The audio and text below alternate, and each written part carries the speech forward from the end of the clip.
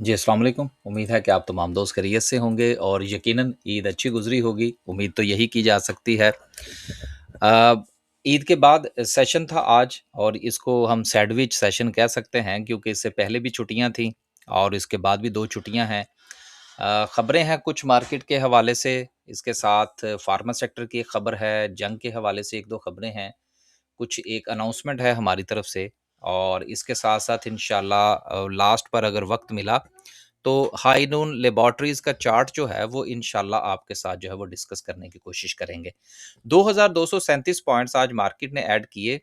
अच्छे पॉइंट्स थे, ख़ास तौर पर जिस जब से ये खबर आई जंग के हवाले से कि एग्रीमेंट जो है वो उसके करीब-करीब मामलात पहुँच चुके हैं, तो फिर मार्केट में पॉज़िटिविटी आई। लेकिन इसके साथ अगर हम वॉल्यूम की बात करें तो देखने में शायद ऐसा लगेगा कि वॉल्यूम कम था।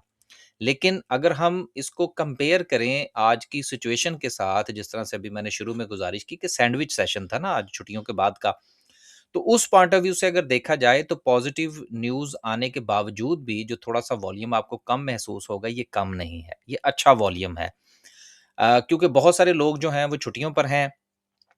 इंशाल्लाह मंडे वाले दिन जो है वो सूरत-ए-हाल वॉल्यूम के हवाले से भी बेहतर हो जाएगी और कुछ इस वीकेंड पर काफ़ी क्लैरिटी जो है वो भी मुख्तलिफ़ किस्म की जो खबरें हैं, उनमें भी इंशाल्लाह क्लैरिटी आ जाएगी। तो 2237 पॉइंट जो हैं, वो आज मार्केट ने ऐड किए हैं। इसके साथ ही अगर हम सर्किट ब्रेकर की बात करें, तो अराउंड कुछ 17 कंपनीज़ जो हैं वो हमें अपर कैप पे नज़र आ रही हैं। माशाल्लाह से मुख्तलिफ़ सेक्टर्स की मुख्तलिफ़ कंपनीज़ जो हैं वो शामिल हैं। लोअर कैप की बात करें तो यकीनन कोई काबिल ज़िक्र कंपनी बल्कि है ही कोई नहीं आज तो, ये भी एक बहुत अच्छा साइन है। खबरों के हवाले से बात करें तो पहली खबर जो है वो ऑयल के हवाले से है कि ऑयल प्राइसेज़ जो हैं वो 1% के करीब कम हुई हैं। देखिए दुनिया के अंदर जो इस वक़्त हालात चल रहे हैं, अगर ये जंग जो है ये आबनाए हरमज़ के ऊपर इम्पैक्ट क्रिएट ना करती, लेकिन ये जंग जारी रहती तो यकीनन इसका ताल्लुक जो है वो दुनिया के साथ इतना ना होता। ये इनडायरेक्टली जो है वो मार्केट का जो ताल्लुक है, मार्केट से मुराद ऑयल मार्केट, उसकी डिस्टर्बेंस की वजह से जो है वो दुनिया इसके साथ बहुत ज़्यादा ऑलरेडी मुंसलिक हो चुकी है। लिहाज़ा हर खबर का इम्पैक्ट जो है वो पूरी दुनिया के ऊपर पड़ रहा है। तो जब से ये खबर आई है कि जो मुआहदा है वो किसी हद तक जो है वो मुकम्मल होने के करीब है, तो ऑयल प्राइसेस जो हैं वो आहिस्ता-आहिस्ता नीचे आ रही हैं और स्टॉक मार्केट के ऊपर जो है वो इसका पॉजिटिव इम्पैक्ट है। और इसके साथ आप गोल्ड, बिटकॉइन और सिल्वर की मार्केट को भी देखेंगे, तो वो भी आपको थोड़ी-सी बेहतर होती हुई नज़र आएगी। ये चीज़ें सारी आपस में इंटरलिंक हैं। जहाँ तक रहा इस सवाल का जवाब कि जी क्या ये मामलात जो हैं वो मुकम्मल हो जाएँगे? देखें इस वक़्त जो है वो अमेरिका के ऊपर बहुत दबाव है। ये मुआहिदा शायद आज से चंद दिन पहले हो जाता। लेकिन जो ट्रंप का जो विज़िट था चाइना का, जो कुछ दोस्तों से मेरी बात हुई है, तो बेसिकली चाइना ये चाह रहा है कि अगर इस मामले का कोई हल निकले, तो वो इतना मज़बूत होना चाहिए कि अमेरिका अगर दोबारा इस किस्म का कोई काम करना चाहे, तो उससे पहले वो कई बार सोचे। यानी कि चाइना पक्का काम करना चाह रहा है बेसिकली, ताकि ये मामला रोज़-रोज़ जो है, ये बार-बार जो अटैक होते रहते हैं, आपको याद होगा पहले भी अमेरिका ने अटैक किया, फिर उसके बाद कहा जी सारे काम ठीक हो गए हैं, फिर उसके बाद दोबारा फिर अटैक कर दिया। तो इस मुआहदे के बाद भी ये चांसेस थे कि ये मामला फिर आगे तूल पकड़ेगा। तो बेसिकली ये दरमियान में ये जो इतना लंबा जो है वो प्रैक्टिस जो हुई है सारी, वो चाइना की वजह से हुई है। जो हम तक खबरें पहुँची हैं भई गलत भी हो सकती हैं। हमारा काम सिर्फ़ आप तक जो है, वो चीज़ों को पहुँचाना है दोस्तों के साथ गुफ्तगू करने के बाद। तो हमारी इत्तलात ये हैं कि जी इंशाअल्लाह ये सिलसिला जो है ये बेहतर हो जाएगा और आखिरी खबरें ये हैं कि ट्रंप ने ये मसौदा जो है वो अपने इत्तेहादियों के यानी कि अरब ममालिक के साथ भी शेयर कर दिया है। तो ये वीकेंड जो है ये बड़ा इम्पोर्टेंट होगा और मंडे वाले दिन इंशाअल्लाह अगर ट्रंप साहब ने कोई चाँद ना चढ़ाया, तो मंडे वाले दिन जो है वो इंशाअल्लाह मार्केट के ऊपर इसका मज़ीद पॉज़िटिव इम्पैक्ट होगा। अगली खबर जो है वो टीआरजी के हवाले से है। टीआरजी और जेएस बैंक जो है वो बेसिकली टीआरजी में अपना स्टेक बना रहा है और उसमें को 5 अरब रुपए जो है वो इंशाल्लाह इसके अंदर जो है वो उन्होंने डाल दिए हैं और जो प्राइस है वो अराउंड कुछ 63 रुपीज़ के करीब है। टीआरजी के हवाले से आपको ये भी पता होगा कि टीआरजी का जो केस था पहले इसके जो खिलाफ फैसला आया, फिर ये अपील में गया, तो फिर इसके हक में फैसला आ गया। उसका भी पॉजिटिव इम्पैक्ट जो है वो आपने देख लिया। टीआरजी का चार्ट जो है वो प्रीवियसली हम ऑलरेडी जो है वो आपके साथ डिस्कस कर चुके हैं।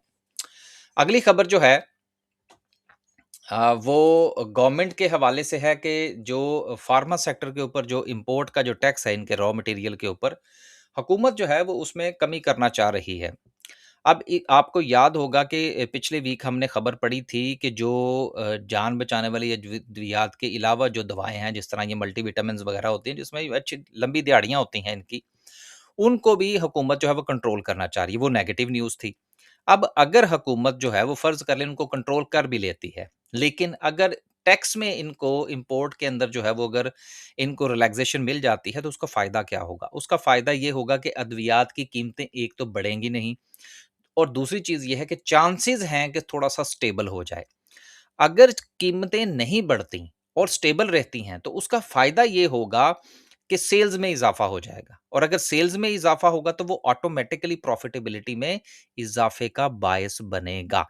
तो इस पॉइंट ऑफ़ व्यू से आप इस चीज़ को ज़रूर देखिएगा अगर आप फ़ार्मा के अंदर इंटरेस्टेड होते हैं, कि फ़ार्मा के हवाले से ये अगर काम हो जाता है, इनके जो रॉ मटेरियल्स वग़ैरह है, उसके ऊपर अगर इम्पोर्ट टैक्स जो है वो कम कर दिया जाता है या ख़त्म कर दिया जाता है, तो उससे एक तो जो हमारी फ़ार्मा की एक्सपोर्ट्स हैं, उसके ऊपर भी पॉज़िटिव इम्पैक्ट आएगा और जो हमारी लोकल सेल्स हैं, वो भी बेहतर होंगी। यही वजह है कि आज मैंने हाइनून लैबोरेटरीज़ का जो चार्ट है, वो सिलेक्ट किया कि आपकी खिदमत में जो है वो पेश किया जाए। आगे चलते हैं जी और डिस्कस करते हैं हाइनून लैबोरेटरीज़ का चार्ट। चार्ट डिस्कस करने से पहले 1-2 अनाउंसमेंट्स हैं। देखिए लास्ट ईद से पहले मैंने आपसे गुज़ारिश की थी कि क्वेश्चन आंसरिंग के सेशन का जो है वो सिलसिला इंशाल्लाह हम शुरू करेंगे। तो उसमें मेरे ज़हन में एक राय है, वो मैं आपके साथ शेयर किए देता हूँ, आप फीडबैक दीजिएगा, फिर इंशाल्लाह डिसाइड कर लेंगे। फ्राइडे वाले दिन हम ये सेशन रखें, थोड़े से कंटिन्यू सेशन रखें और कोशिश ये करें कि 100 लोग जो हैं, 100 लोग जो हैं, वो एक वक़्त में उनको जो है वो सेशन के अंदर शामिल किया जाए, उससे ज़्यादा ना किया जाए और कोशिश ये की जाए कि कोई 10 सेशन जो है वो कंटिन्यूअसली लिए जाएँ। यानी कि तमाम लोगों को मौका मिले कि वो सेशंस जो अटेंड करें। 9 बजे का टाइम रखा जाए, फ्राइडे वाला दिन हो। अभी नेक्स्ट फ्राइडे जो है, वो तो हमारा सेशन होगा उन दोस्तों के लिए, क्योंकि आपको पता है कि जो दोस्त हमारे पास अकाउंट ओपन करवाते हैं, उनके लिए हम एक फ्री सेशन अरेंज करते हैं ताकि मार्केट के हवाले से जो है वो उनके साथ थोड़ी-सी गुफ्तगू की जाए। तो नेक्स्ट वीक तो उनके लिए सेशन होगा, मंडे से इंशाल्लाह उनको इंटीमेशन जो है वो मिलनी शुरू हो जाएँगी। उसके बाद जो सेकंड फ्राइडे आएगा, नेक्स्ट फ्राइडे तो हो गया जो अकाउंट होल्डर्स का सेशन है उनके लिए, उसके बाद जो है वो भी कंटिन्यूअसली 3 जो है वो फ्राइडेज़ हमारे पास होंगे इस महीने के अंदर, जून के अंदर, जिनमें कि हम सेशन अरेंज कर सकते हैं। अब आप ये मुझे बताइएगा कि ये जो मैंने 100 लोगों का जो कैप है वो डिसाइड किया, इसके हवाले से आपकी क्या राय है? ताकि फिर वो तमाम दोस्त जो हैं वो फिर सेशन अटेंड कर सकें, क्योंकि अगर ज़्यादा लोगों को हम दे देंगे, लिंक यहाँ पे डाल देंगे, बहुत सारे लोग आ जाएँगे, लोगों के सवालात नहीं लिए जाएँगे। तो मेरी ये ख़्वाहिश है कि चाहे कम लोग ही जो है वो एंटर क्यों ना हों, लेकिन कम से कम उनके सवालात तो सुने जाएँ ना। बाकी वीडियोज़ तो आप हर रोज़ सुन रहे होते हैं। इसके हवाले से ज़रा मुझे ज़रूर अपनी जो है वो राय दीजिएगा। हाइनून के हवाले से बात करते हैं, इसके साथ अब एक चीज़ मैं और यहाँ पर जो है वो गुज़ारिश करता चलूँ। अब देखिए रिसेंटली जो है वो इसने को ₹1250 का हाई लगाया और उसके बाद ये रिट्रेस किया अराउंड कुछ ₹760 तक। अब ये देखिए, अगर आप थोड़ा-सा गौर फरमाइए, थोड़ा-सा कैलकुलेशन को अगर हम थोड़ा-सा लूज़ करके देखें, तो यार कम से कम कोई 50% तो ये शेयर गिर गया ना। इस 50% का रिट्रेसमेंट तो इसने फिर आपको दिखा दिया। अब ये वो चीज़ है जो मैं इन्वेस्टमेंट पॉइंट ऑफ व्यू से आपसे गुज़ारिश करता हूँ और हमारी स्ट्रैटेजी भी यही है कि लेवल्स के मुताबिक जब तक आप प्रॉफ़िट टेकिंग नहीं करेंगे या उसमें री एंट्री नहीं करेंगे, 4 पैसे नहीं बनेंगे। अगर आप उसको लेके बैठे रहेंगे तो सदा हालात तो एक जैसे नहीं रहते। अब जो हमारा बजट है, बजट के बाद एक नई जंग शुरू हो जाएगी, वो भी एक इम्पैक्ट आएगा। तो ये चीज़ें ऐसी हैं जिनको के अंडरस्टैंड करना बड़ा ज़रूरी है। राइट एट द मोमेंट जो है, ये अपने एक छोटे से साइडवेज़ जो इसकी सिचुएशन है, उसमें ये एंटर हो चुका है, लेकिन इसके बाद जो इसकी मूव बनेगी, वो इसकी एक रेज़िस्टेंस है जो कि 970 से ₹975 का ज़ोन बनता है, बड़ा छोटा-सा ज़ोन है, जो कि चांसेज़ हैं कि ये इसको बड़े ही अच्छे तरीके के साथ जो है ये अबूर कर लेगा अपनी इस रेजिस्टेंस को। अगर ये रेजिस्टेंस से ऊपर निकलता है तो यकीनन इस ज़ोन के नीचे स्टॉप लॉस लेके इसमें एंट्री बनाई जा सकती है, जिसमें इसका पहला टारगेट जो है वो कोई 1040 से 1050 का ज़ोन रखा जा सकता है। हम किसी को बाय सेल की कॉल नहीं दे रहे, हम सिर्फ़ और सिर्फ़ जो है वो आपके साथ एक गुज़ारिश कर रहे हैं कि मुमकिना तौर पर किस शेयर के अंदर कोई मूव बन सकती है या नहीं। लेकिन इसको बाय या सेल की कॉल ना समझिएगा। लास्ट पे डिस्कस करते हैं जी आज की कैंडल को। कैंडल के पॉइंट ऑफ व्यू से जो हमने इससे पहले आपसे गुज़ारिश की थी, अभी तक हम उन्हीं लेवल्स को लेकर चल रहे हैं। Right at the moment market जो है वो अपनी ट्रेंड लाइन को ब्रेक करने के बाद अपनी रेजिस्टेंस की तरफ जो है वो रवां-दवां है, जो कि 1,75,000 का ज़ोन बनता है, जो कि मुमकिना तौर पर मार्केट की पहली रेजिस्टेंस होगी। ना सिर्फ कि ये रेजिस्टेंस होगी, बल्कि इस रेजिस्टेंस को ब्रेक करने के बाद आपको मार्केट में वॉल्यूम भी थोड़ा बेहतर नज़र आएगा। अब इसकी क्या रीज़न है? जिस तरह से आपको याद होगा, मैंने एफएफसी के चार्ट के अंदर आपसे डिस्कस किया था कि अगर ये इस रेजिस्टेंस को अबोर करता है, तो फिर उसके बाद उसमें अच्छा वॉल्यूम लग सकता है। तो आप वॉल्यूम जाके देख लीजिएगा, आपको रेजिस्टेंस के बाद कैसा अच्छा वॉल्यूम नज़र आया एफएफसी के अंदर। यही चीज़ है कि बहुत सारे लोगों की स्ट्रैटेजी होती है कि वो रेजिस्टेंस के ब्रेक होने पर एंट्री लेते हैं।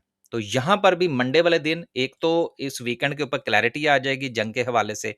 दूसरा ये है कि मार्केट अपनी रेजिस्टेंस ब्रेक कर देगी, और अगर मार्केट अपनी रेजिस्टेंस ब्रेक करती है तो फिर इंशाल्लाह वॉल्यूम भी अच्छा होगा और मार्केट की एक नई चाल बनेगी, जिससे मार्केट जो है वो अपने प्रीवियस हाई की तरफ जो है वो सफ़र दोबारा से शुरू कर सकती है। बस जी, आज के लिए सिर्फ़ इतना ही। खुश रहें, आबाद रहें, अपने पोर्टफ़ोलियो का ख़्याल रखें। कोशिश ये करें कि मार्केट के अंदर डिविडेंड के लिए ना रहें, बल्कि कैपिटल गेन के लिए रहें। जिस तरह से कि मैं अपनी वीडियो में गुज़ारिश करता हूँ, हमारी तो यही स्ट्रैटेजी है। हम कैपिटल गेन के इंतज़ार में जो डिविडेंड मिलेगा हम ज़रूर लेंगे, ये हमारी स्ट्रैटेजी है। लेकिन डिविडेंड के इंतज़ार में हम कैपिटल गेन को लूज़ नहीं करेंगे। कोशिश करें कि अगर आप भी इस बात से मुत्तफ़िक हैं तो इसकी प्रैक्टिस बनाएँ। प्रैक्टिस बनाने से क्या होगा कि आपके पोर्टफ़ोलियो के अंदर जो है वो थोड़ा-सा सरमाया आपका सर्कुलेट करेगा। जब सरमाया सर्कुलेट करेगा तो वो नई वेल्थ जनरेट करेगा आपको प्रॉफ़िट की सूरत में। इजाज़त दीजिए जी। अल्लाह हाफ़िज़।